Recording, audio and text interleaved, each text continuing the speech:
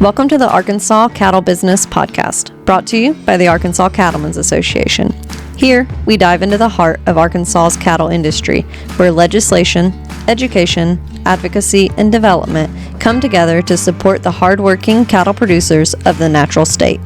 Whether you're in the pasture or on the road, this is your connection to the people, policies, and programs shaping the future of our industry.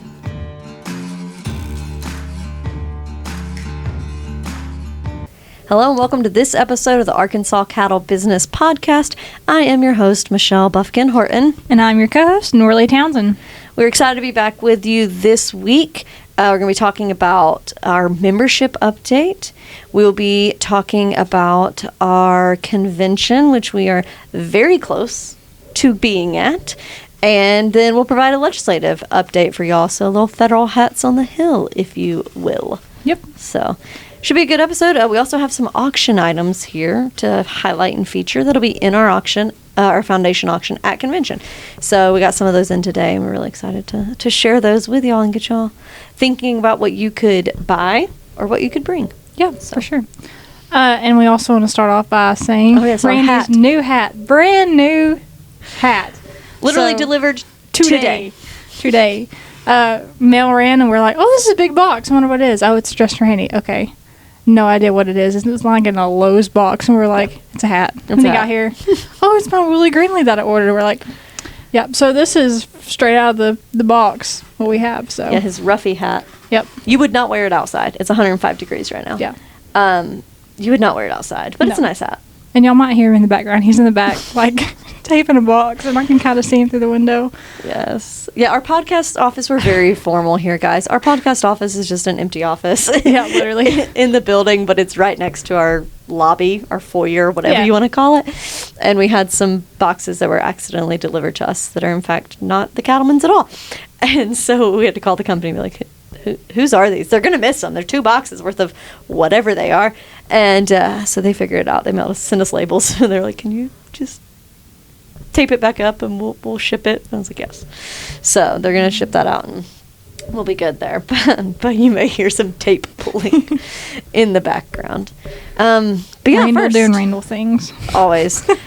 He is taper extraordinaire, though. Like, if he is going to mail you something, like, it will arrive there taped to the max, but nothing will fall out. It's true. It's very true.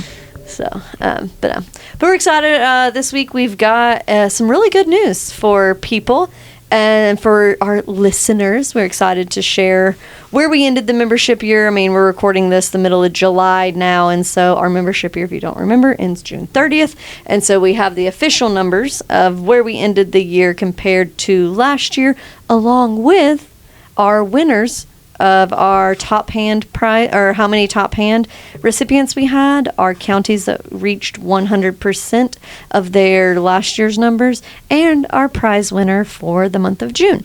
Yep. And so lots of good things, lots of big exciting news to be shared. Obviously, we're going to talk about all of this at convention as well with our membership and with our board, but wanted to share it here in a small form with y'all. Yeah. So drum roll. We ended the membership year with 5,857 members, so pretty proud of that. That is 86% of last year's number, so really proud about that. Yes. Yeah, and so 86%, a lot of people are like, okay, like, what does that matter? I was talking about it at a meeting last week, and they were like, oh, 86, oh, okay, you lost 14%.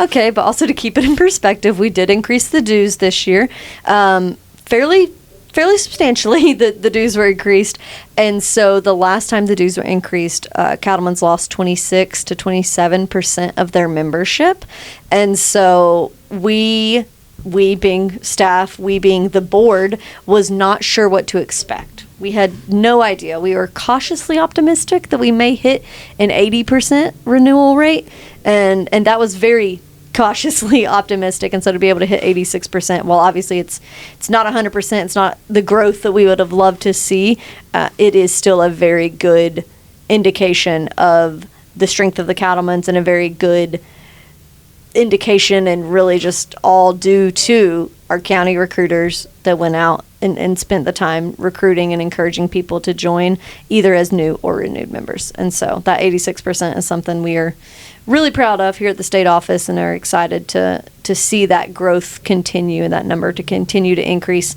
next year. Yep. So I always like to kind of put that in perspective of like 86% is, obviously we'd love to see more, but 86% is really good for us this year. We're proud about it. Yep. So we had 7 counties hit 100%. So in the past, we've had the 110% program. So this year we decided to lower it to 100% of last year's numbers. So if you get 100% of last year's numbers, you get a split between how much money? $4,500. $4,500. Yep. So there were 7 counties that hit 100%, and that was Crawford County, Sevier County, Southern Arkansas University Collegiate Cattlemen's, Deshae Drew, Ouachita County, UAM, University of Arkansas Monticello Collegiate, and Clay County. So congratulations to y'all. Yep, and so what those counties will be able to receive is on top of their county refunds. So out of every membership, a portion of your membership goes back to the county. So on top of that money, they also get this additional split between $4,500. So all 7 of those counties automatically get that money, and then the county that has the highest percentage of renewals. So we'll take your number of renewed members and divide it by the number of total members you have. And so it'll be your highest percentage of renewals will receive an additional $500. And so a lot of counties use that additional money for sponsorships, for meetings, to kind of help cover the cost if they don't have enough sponsors, or some of them even use it to give back and give scholarships to their students within their area, and so makes it where they can kind of help underwrite some of those costs that are going on. And so it's a really great program. We know this year especially it was a little bit harder than maybe in the past to hit that number, so we're excited about it. At convention we will be announcing and drawing for the winner of the pre-fert drawing, and so this year that's a little bit different as well. In the past it's been an individual person that has entered and won that. This year it used to be a county way back in the day before my time, and so but I'm gonna let Norley kind of talk about a little bit of the regulations around that pre-fert drawing and what are they getting? They're getting a squeeze shoot, obviously, but what are they getting? And then what did they have to meet to be able to be entered? Yeah, so in order to be a county to be entered, they have to hit 80% of last year's numbers. And then if you hit another 10%, so if a county is at 90%, that's 2 entries. And if, like, these counties automatically get 3 entries because they're at 100%. So... So we're going to put all those names in a squirrel cage. Don't ask me why it's called a squirrel cage. I've always wondered that. I'm going to have to Google it at some point. But we'll put all the names in a squirrel cage, and at banquet, at convention, we will draw that winning county. So this winning county will win a squeeze shoot from pre-fert, provided by pre-fert. Really grateful to work with them on this incentive every year. And so we will see, hopefully, the county that wins it be able to either loan that out to their members or to rent it out to people in the county, or however they want to use it. It will be theirs at the county level to utilize and to have it as a benefit. We've seen some people even auction it off or raffle it off. So lots of different opportunities there, but we're excited and really grateful for pre-fert for allowing us to give a shoot out to our counties. So those are our county incentives. And so we've had some good programs there, and had a lot of, again, like I said, had a lot of recruiters that went above and beyond. So we're really grateful for that, because we know at the county level, that is where the recruiting gets done. Usually that is where people are asking for memberships, and we're gaining memberships. We actually had 466 new active members this year. And so we're really excited to see that. And the majority of that came from people just like you, going out and asking their neighbor or asking their friend or their family that hasn't been a member of the Cattlemen's in the past, or has not been a member of the Cattlemen's in quite a while, to join. And so we saw quite a bit of growth there, so we're really excited about that as well. But those individual recruiters also get a prize if they reach a certain level. We've talked about top hand before, but now we've got our top hand recipients. So we're excited to highlight those people as well. Yep. So we had 16 this year. Y'all see me counting my paper over here. And those were Miss Vicki Wright, Ben DeZalvo, Clark Burton, Dale Logan, Earl Crumpler, Isaiah Dark, Catherine Ann Teeter, Kay Casey, Maybelle Castera, Matt Carter, Max Newt, Michael Looper, Mike Bradshaw, Ron Carter, Michael Watkins, and Taryn Childers. So, yeah, woo. So, they'll get recognized at our banquet, either with the buckle that they chose, jacket, or get part of their registration paid for at convention. So, really excited to reward them at banquet. Yep, and so all those prizes are sponsored by Preferred Livestock Products. Makes it possible where we can either give them that banquet or that convention, partial convention registration, or give them the tangible prizes of the custom design belt buckle or the jacket. And so really excited, really grateful to Preferred for allowing us to be able to provide those gifts and those thank yous to our recruiters. They had to recruit 15 new members, and that's an important word there, or 30 renewed members. You can't combine them. You have to have 15 new or 30 renewed. So they recruited quite a lot. We even had a couple of people that went above and beyond, and I mean, they recruited 60 members, 80 members, over 100 members. And so really grateful. We would not be able to do the work we do here in the office without our county recruiters, our local recruiters out there doing the hard work of making those phone calls and reaching out to those individual members. So thank you. Thank you. If you're a recruiter, we talked about recruiter awards previously. We talked about, I mean, even obviously, like, we love being able to recognize people that went above and beyond. They went over the top. But even if you recruited one member, you got a gift this year. You got a thank you this year from the Cattlemen's Association. And if you recruited one member, you should have already received that gift because they were mailed last week. Yep. And so we had, you had a decal that got mailed out to you if you got one member. If you recruited 5 members, you get a decal, and you get gloves, ACA logo decal, logo embroidered gloves. If you got 2 left gloves, reach out to us. Let us know. Please let us know. We'll get it changed out for you. Yeah, most of them were left and right. But unless you have 2 left hands, let us know. We'll switch those out for you. We did not pay attention when we sent those out, and then we got a text like, hey, I got 2 left hands. I'm like, I'm so sorry. I did not pay attention. Yes. So lesson learned for Nora Lee there is with gloves, you do actually have to check and make sure they match. So if you don't have matching or opposite gloves, I don't know, whatever, correlating gloves, let us know. We'll switch them out at convention, or we'll mail you a new set. So we apologize for that if you did, and let us know. We'll fix it. So if you recruited 5 members, you get the decal and the gloves.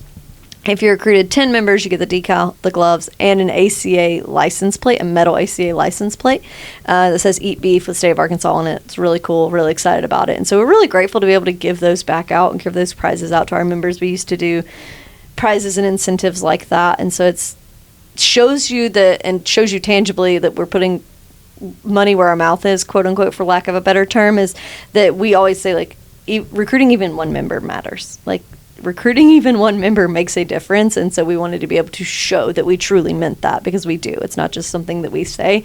And so being able to thank people for recruiting any amount of members, we're glad to be able to do that this year. So that was something new we added. If you want to have new prizes next year, let us know, because a lot of the things, I mean, a lot of the people are probably going to be fairly similar, so maybe they don't want 2 left gloves. Like, let us know if what you would like to see. We'd love to be able to have some new ideas, have something, because now's the time to start thinking about it. It sounds crazy, but we have to start now, like right as soon as convention gets over, we got to start thinking about it then, so that way we can start ordering and have everything ready for January kickoff. So what else on membership? Our June incentive winner. So our last incentive prize was sponsored by Ross Rogers Equipment. And they sponsored a Wiley 25-gallon fertilizer sprayer, and that winner was Mike Bradshaw out of Baxter County. So congratulations to him. He's going to bring it to convention, and so some of y'all get to see that prize. So, yeah, really grateful for our monthly incentive prize sponsors. Make it possible again to just give our members a tangible gift, a tangible thank you. As, hey, you worked really hard this month recruiting members. We want to be able to say thank you in a real way, and so. Pretty cool prize. Really grateful for Ryan Rogers at Ross Rogers for providing that, and congrats to Bradshaw for winning it. Yep. Make sure you bring something you can take it home in, Bradshaw, at convention. We'll let him know, because I don't know that Ryan wants to take it home. It's true. And so that'll be great. So speaking of convention, we are officially like 3 weeks out. 3 weeks. 3 weeks out. By the time you listen to this, we'll be almost exactly 3 weeks out from the start of convention. And so we are gearing up for the final stages of convention prep. I think I sat down today and I created like 30 different to-do tasks on everyone's to-do lists. And so You stressed me out there for a minute. yeah, it was fine. She just kept getting email notifications that she got because we have virtual to-do lists, and she got lots of email notifications. I was like, oh yeah, sorry, I should have turned those off.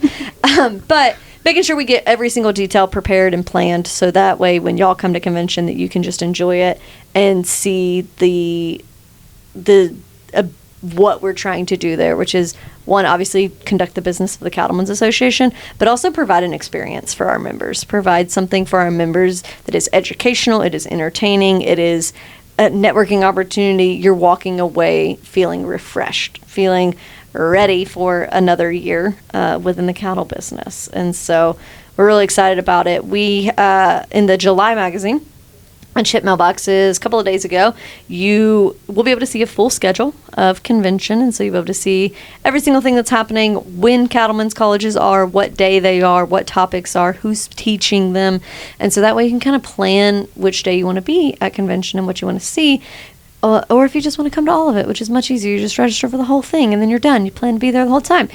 And so that way you can get your hotel rooms and get everything else, because on Friday, July the 18th, the room block for the Embassy Suites will technically close. And so that'll be closing, because I close it out 3 weeks before convention. And so we have should have a few rooms available. So if you haven't booked them yet, go ahead and book your hotel room for convention.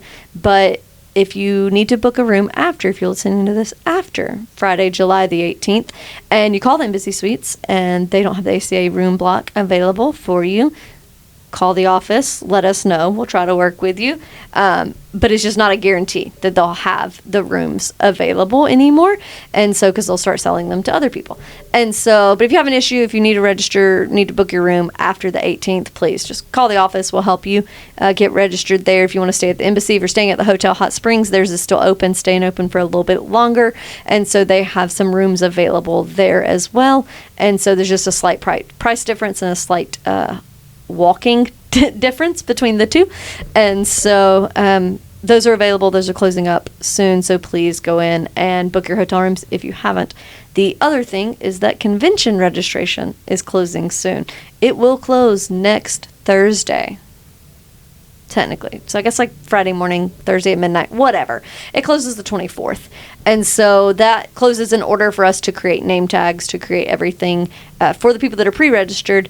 And so that way, pre-registrations will close down. That is your only way to guarantee that you have a meal ticket if you would like to come to Friday lunch, Friday dinner, Saturday lunch, or banquet. Pre-registration is the only way to guarantee that you'll have a meal ticket. We will have registration at the door at convention. So if you're interested in attending, you can walk up, you can register. We just can't guarantee that there's going to be a meal ticket for you, especially for banquet. That one sells out pretty quick usually. And so make sure that if you want to come to banquet, that you go ahead, go online and register within the next couple of days. So that way you can secure your spot and secure your banquet ticket. If you're knowing you're wanting to come to a specific lunch or a specific meal, go ahead and pre-register. It makes your life a lot easier. Make sure you're guaranteed to get one. I know last year we did actually run out of meal tickets at convention. We sold out, and we have to put in our food guarantee a little bit ahead of time. And so we can't pad the number too much, because if we don't have that many people show up, then we pay for that meal whether somebody eats it or not. And so we want to make sure that we walk that line. And so making sure if you want to eat, you want to guarantee that you eat, you go ahead and pre-register. If not, come to convention. If we have a meal ticket, we will happily get you a meal ticket, but just know it might not be possible. So that's my forewarning. You also get like a nice printed name tag when you pre-register, because I hate writing my own name tag because I have horrible handwriting. And if you plan on just using your pass, go ahead and pre-register online and fill that out as a standalone registration and whatever meal ticket you want. And we have a pay offline option. Yep. And then you can present that ticket at the door. So you'll already have a name tag, and we'll have you counted. Just go ahead and just fill that out. So. Yep, that's a good point. So in the magazine, the July magazine, there is a trade show pass. So if you would like to utilize that to get in the trade show floor for free, you're able to do that. But if you want to make sure you have meals, you can go ahead and pre-register. Or if you just want to save time at check-in, because sometimes that walk-up line can get pretty long and take a few minutes there. And so if you want to save time at check-in, but you want to use your pass, just click that pay offline option. And so that way we will know. And when you walk up, you just give us that pass and we'll keep going. We'll hand you a name tag. You'll be good to go. Mm-hmm. So that's a great call out there. I'm trying to remember what else. So we've talked a lot about our sessions. We're going to be featuring them on social media here shortly for our cattlemen's colleges. So we're really excited about the speakers that we have. I will remind you just very briefly of the sessions that we have. I'm not going to go into detail a ton. But we do have our opening session, which will be the market outlook and emerging threats. And so we'll have Dr. Mitchell, the U of A System Division of Agriculture, livestock economist, will provide the market outlook. And then Dr. Joshua Moffitt, the acting state veterinarian for the Department of Agriculture, will provide an update on the New World screwworm. And so then we'll have a real-world theft tactics and trends, disaster-proofing your operation panel, ration balancing on a budget, a beef quality cutout demo, genetics and carcass data unlocking profit potential in Arkansas herds, and a weed and pasture management. Those are happening throughout the days on Friday and Saturday. And then Saturday we'll wrap up that lunch with the Quiz Bowl Finals, sponsored by the Arkansas Beef Council. So really excited about that. So if you are attending or wanting to attend to see your child, grandchild, niece, nephew, friend, neighbor, whatever, participate in Quiz Bowl, you can do the exact same thing and register online to make sure you have a meal ticket to sit there and watch them play and compete in Quiz Bowl. If you don't want to eat, go ahead and register still and do offline, pay offline, so that way you can make sure that we have your name tag ready and prepared to get you in. So quite a bit of things happening in our cattlemen's colleges. If you have questions about it, if you want to register, everything's on our website. Booking links to the hotels, the grant to apply for convention. That deadline is also very quickly approaching. So if you don't apply probably this week, you're not going to be able to be guaranteed to be able to receive that grant that will reimburse you all of your costs, most of your costs for convention. Yep. So, anything else on convention before we hop into these auction items? Oh yeah, I was just going to say auction items. Yeah, I'm trying to move my paper. All right, so if you are joining us online on video, you'll be able to see these. If not, we're going to try to explain them. I don't know. We'll see. We may turn this part into a reel. That way we have something. So we have donated by Mr. Charles Woods, used to be our pre-fruit rep, retired from there. But we have wonderful feed bags. And so he put in handles, little russets, like to hold them all together. It's got denim and pockets on the inside. We've got a Purina cattle one, and then we have a Layers one as well. Really cute, very really durable cool vinyl feed bags. Purses? I don't know. They're too big to be a purse. I feel like they're a bag. And then we also have got a couple of different items here that have been donated. Yeah, let's see if we can do it without hitting microphones. So we don't have to bring us. So we have Isabel Farms Dreamer Sake. So this is Arkansas-made sake. And so made with Arkansas rice, made here in Arkansas by Isabel Farms. So really excited and thankful to Isabel Farms for sponsoring and donating this. But very unique item there with your Arkansas rice sake. We do also have, see if I can put this down. We do also have Cattle Drive bourbon. So if you have ever gone to NCBA, to the National Cattlemen's Beef Association CattleCon or summer business meeting, every meeting they have Cattle Drive bourbon. And so it is a special made bourbon just for NCBA. And so it is a straight bourbon whiskey. I don't know. It tastes like whiskey. Like, I don't know how to explain it to you. But very nice. And so that one's donated by NCBA and the ACA president, Scott Sullivan. And it made it all the way from California. I was impressed. Impressive. And then the last thing we've got to show y'all today is this. It's kind of hard to see, but it is a barbed wire by the ears, for lack of a better term to explain it. Basically. Yeah, this has been hanging in our museum, in the Foundations Museum downstairs. And so, I mean, it starts in like 1884 or something. 78. Yeah, and so, I mean, it starts pretty far back. And so it shows different types of barbed wire. And it's pretty unique. It's pretty cool. And so Dr. Tom Troxel donated that to the museum in previous years and has decided to donate that to the auction this year. It's actually really cool. The oldest one I'm seeing is 1868. Yep. So that's really cool. Yep. And so, while this is not going to be everything that we have at the auction, obviously, these are just some of the things that we have here in the office that we can show you what's in the auction. And so, if you're interested in purchasing any of these, they'll be on the live or silent auction at convention. If you're interested in bringing something to the auction, more than welcome to. More than welcome to bring some items for either the live or silent auction. We'll just ask that you bring them to convention, and we'll have somebody working the silent auction area, and that'll be our auction intake area as well on the trade show floor. And so we'll have our auction chair there ready to just take up and take the items and get them set into a live or silent category. So again, the money raised by the auctions is split between the Cattlemen's Association and the Cattlemen's Foundation. And so the first portion of it goes back to the Cattlemen's Foundation. And so the first $17,000-ish goes to the Cattlemen's Foundation, and then any additional money from then on goes to the Cattlemen's Association. Foundation will use it for building support, but also for scholarships and sponsorship support of educational programs. And then Cattlemen's Wise will be using it for sponsorship of educational programs. And so some of the items we'd like to be able to work on that we have not been able to sponsor would be similar to like a YC or to YCC, the Young Cattlemen's Conference. We'd love to be able to send a producer on, it's like a 10-day tour all across the nation, showcasing the cattle industry from birth to rail. And so great opportunity there, kind of expensive opportunity. And so in the past, when people have gone, they've kind of had to foot the bill for that. And so we'd love to be able to provide either a supplementation to that, or at least or be able to pay for that program, along with our sponsor, our scholarship programs and items like that, just depending on how much money y'all bring in. So last year, I think we even had a puppy on the auction. We did, in fact. There's no telling what we're going to have. You're just going to have to come and find out. They randomly bought it that Friday night. It was like, hey, we need to get rid of this puppy. Yeah.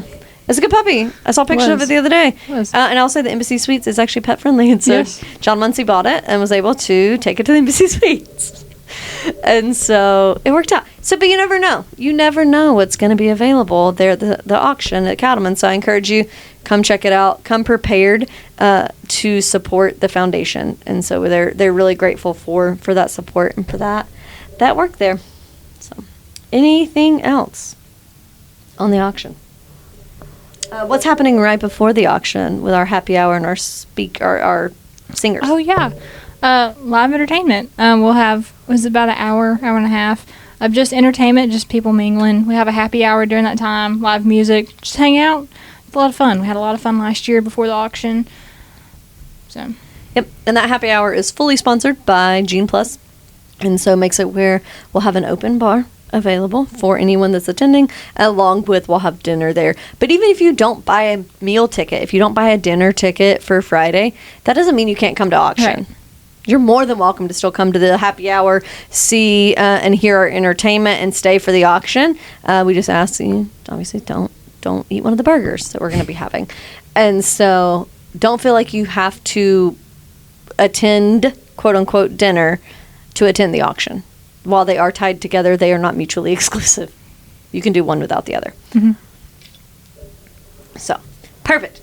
All right, I'm going to try to quietly put my water bottle down. You got it. There we go. All right, so now that we're wrapped up on our convention, I do want to talk about a convention that I was at last week. All the weeks seem to be running together now. Last week, so ACA President Scott Sullivan and I attended the NCBA Summer Business Meeting. And so a lot of people here or have conversations about CattleCon, about NCBA. And so what this Summer Business Meeting is pretty much the policy development process. And so each year, twice a year, our national affiliate meets to create policy. So just as we do at convention, they meet twice a year, CattleCon and Summer Business Meeting, to create policy. And so our decisions are driven entirely by the policy of the cattlemen's in Arkansas. And so we meet, we discuss things. Biggest topic, surprise, New World screwworm. And so that was the majority of the things that were discussed around policy development there at summer business meeting. But we were able to always go share, meet with other producers from all across the nation and share some issues and some concerns that we're having in Arkansas and kind of see how they compare statewide. But we were able to take our ACA president there, and he's there to vote specifically, attend meetings, and to vote specifically representing Arkansas cattle producers. So really excited about that. Really grateful for the opportunity to do that. I know a lot of people have a lot of feelings about NCBA or about national cattlemen's associations of multiple kinds. And so I always remind people that you can only make decisions if you're at the table. And so while we may not agree with NCBA all of the time, or we may not agree with other affiliates from other states all of the time, it's perfectly fine. We're facing different problems in different states. We're going to address things differently in different states.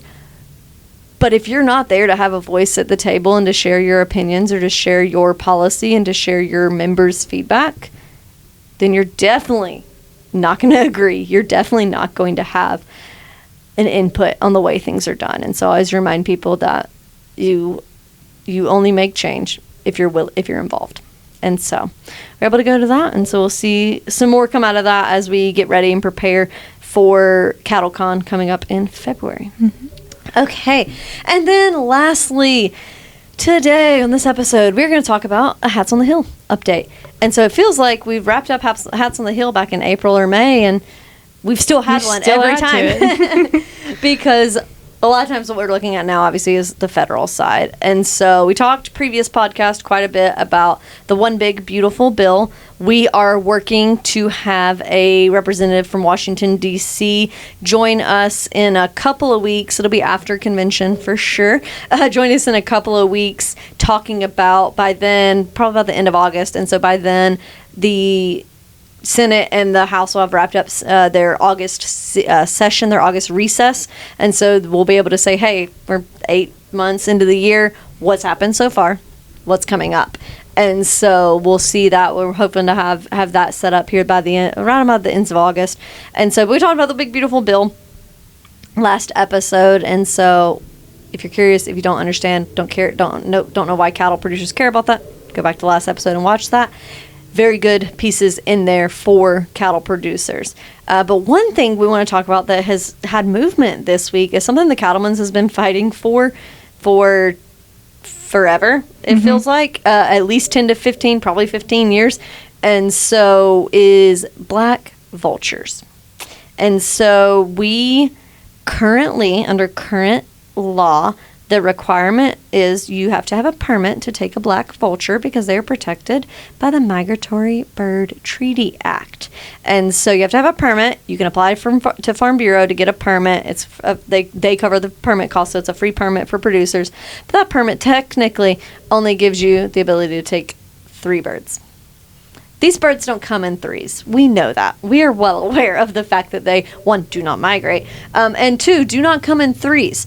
And so they normally come in much larger numbers. And so we know that 3 number is not very helpful. And so while we would love to be able to remove them entirely from the Migratory Bird Treaty Act, we have a bill that's going through Congress right now that is at least a step in the right direction. And so we had the Black Vulture Relief Act. We've talked about it in previous podcast episodes. We have movement on it this week. It was introduced and marked up in the Natural Resources Committee this week and actually passed out of committee on Tuesday or Wednesday this week, so fairly early on in the week. And so we're hoping to see some more positive movement on that as it makes its way to the House, and then it'll head through the Senate side as well. So what that bill does, it takes away the requirement to have a permit to take birds. Black vultures, let me specify, to take black vultures. And so it also does away, because it takes away the need for a permit, takes away that arbitrary 3 number. So what you would do instead is you would submit a report at the end of the year saying how many birds you took. So that way Fish and Wildlife, Game and Fish, whoever is going to run it, can say, okay, we are still able to track the number of birds. We can still manage their population and track that. but we're not going to limit people to 3 because we know 3 is not very helpful. And so where the biggest benefit we're seeing come out of this is the fact that you can take just as many birds as you need without a permit requirement. And so a lot of people ask, well, like, who's actually checking those permits? Like, who's actually coming to check if you're doing 3? I mean, right now, very few people, but down the road, if administrations or when administrations change, that's not always guaranteed to be the case.